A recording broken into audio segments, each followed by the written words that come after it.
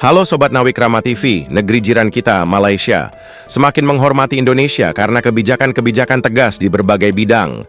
Salah satu kebijakan tersebut adalah rencana menenggelamkan kapal yang menyelundupkan barang ilegal dari Malaysia. Akibatnya, negeri jiran mengalami beberapa kerugian, termasuk berkurangnya pemasukan negara. Sebaliknya, ketegasan Indonesia justru membuat kondisi keuangan negara semakin stabil, dengan prediksi peningkatan APBN. Berikut ini adalah rangkuman ketegasan Indonesia dalam memberantas penyelundupan barang ilegal, menenggelamkan kapal penyelundup dari Malaysia. Indonesia memasuki babak baru di bawah kepemimpinan Presiden Prabowo Subianto.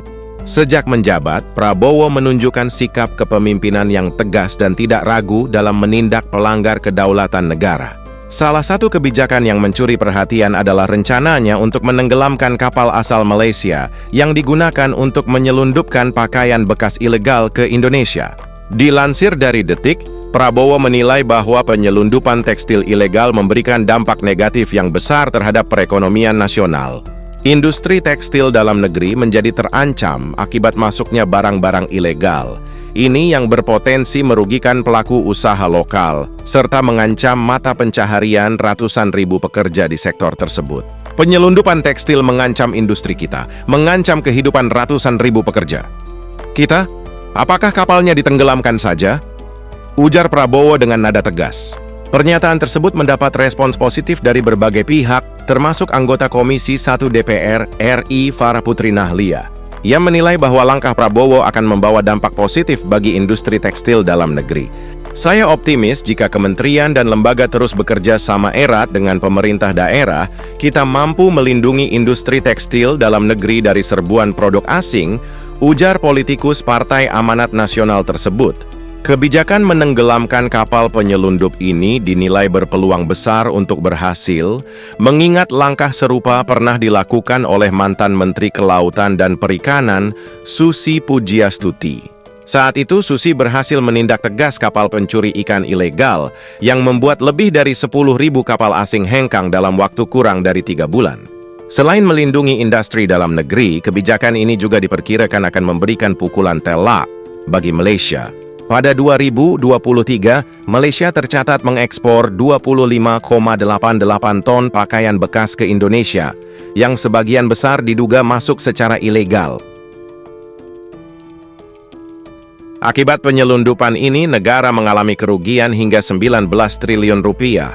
Berantas narkoba dari luar negeri.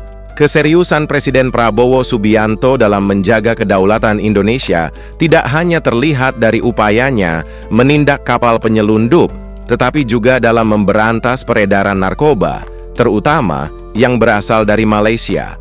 Pada 2023, Malaysia tercatat sebagai negara yang paling sering menyelundupkan narkoba ke Indonesia, dengan hampir 60% narkoba yang masuk berasal dari Tawau.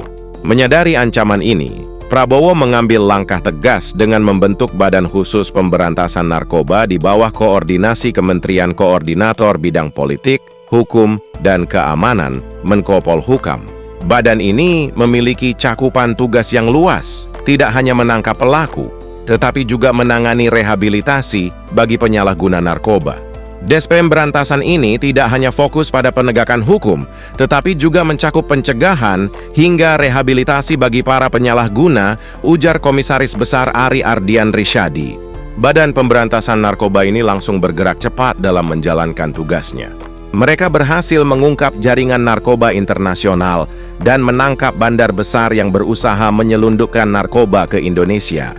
Kapolri Jenderal Listio Sigit Prabowo mengungkapkan bahwa dalam operasinya, badan ini berhasil mengungkap 3.608 kasus peredaran narkoba dengan total 3.965 tersangka.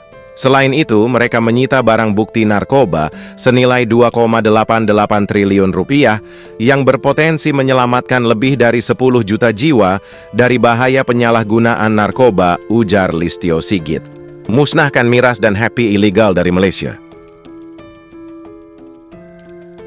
Selain memusnahkan narkoba, Indonesia juga berencana menyita minuman keras, miras, dan ponsel ilegal yang masuk dari Malaysia. Akibat maraknya penyelundupan barang ilegal, Indonesia mengalami kerugian hingga 7,3 miliar rupiah. Untuk mengatasi hal ini, pemerintah mengambil tindakan tegas guna memberantas sindikat penyelundupan. Bea Cukai mencurigai Selat Malaka sebagai jalur utama peredaran ponsel ilegal dari Malaysia. Hal ini tidak mengherankan karena wilayah tersebut berbatasan langsung dengan semenanjung Malaysia dan Pulau Sumatera. Tindakan hukum yang lain di Selat Malaka, mereka sering jadikan Malaka sebagai titik masuk, ujar Heru Pambudi, Direktur Jenderal Bea dan Cukai Kementerian Keuangan. Pemerintah Indonesia juga tidak segan menindak para pengedar barang ilegal. Salah satu buktinya pada 2018, ponsel selundupan dari Malaysia berhasil disita sebelum beredar di pasaran. Di era kepemimpinan Presiden Prabowo Subianto, aturan terkait penyelundupan semakin diperketat. Faktanya, pada 2024, pemerintah berhasil menggagalkan penyelundupan berbagai barang ilegal, termasuk ponsel, dengan nilai total mencapai 3,7 triliun rupiah. Ketegasan Presiden Prabowo mendapat apresiasi dari Menteri Perdagangan Zulkifli Hasan. Penyelundupan ini berdampak serius terhadap pendapatan negara dari pajak, serta mengganggu industri dalam negeri, ujar Zulkifli Hasan. Selain ponsel ilegal, pemerintah juga menentang keras peredaran miras selundupan dari Malaysia. Setiap tahunnya, ratusan botol minuman beralkohol ilegal berhasil dicegah masuk ke Indonesia. Menyita rokok ilegal dari Malaysia. Indonesia terus berjuang menghalau peredaran rokok ilegal yang semakin marak. Pada 2023, otoritas Indonesia berhasil menyita hampir 15.000 bungkus rokok ilegal. Menurut Kepala Bea Cukai Nangabadau, sebagian besar produk tersebut berasal dari Malaysia. Kami menggelar operasi pasar dan menemukan rokok ilegal tanpa pita cukai di wilayah Sintang. Kebetulan Kabupaten Sintang masih berada dalam wilayah kerja kami, ujar Heri Purwanto. Menanggapi maraknya peredaran rokok ilegal, Presiden Prabowo Subianto menegaskan komitmennya untuk menegakkan aturan dengan tegas. Ia tidak ragu untuk menyetop peredaran rokok ilegal, baik yang berasal dari luar negeri maupun produksi dalam negeri. Ketegasan ini terlihat dari tindakan aparat yang berani menyita rokok ilegal buatan Indonesia. Dilansir Tempo, Bareskrim Polri berhasil menyita 500.000 bungkus rokok tanpa cukai di daerah Banten. Pelanggaran ini menimbulkan dampak serius terhadap ekonomi Indonesia, termasuk mengancam industri rokok dalam negeri. Direktur Eksekutif Indodata Research Center, Dani Saputra Wahidin mengungkapkan bahwa peredaran rokok ilegal terus meningkat dari 28% menjadi 30% dan pada 2024 mencapai 46%. Rokok ilegal tanpa pita cukai semakin mendominasi pasar sehingga berpotensi menyebabkan kerugian negara hingga 97,81 triliun rupiah, ujar Dani Saputra. Malaysia yang semakin segan kebijakan ketat yang diterapkan pemerintah membawa keuntungan besar bagi Indonesia. Setelah aturan tersebut ditegakkan, pemasukan negara meningkat pesat.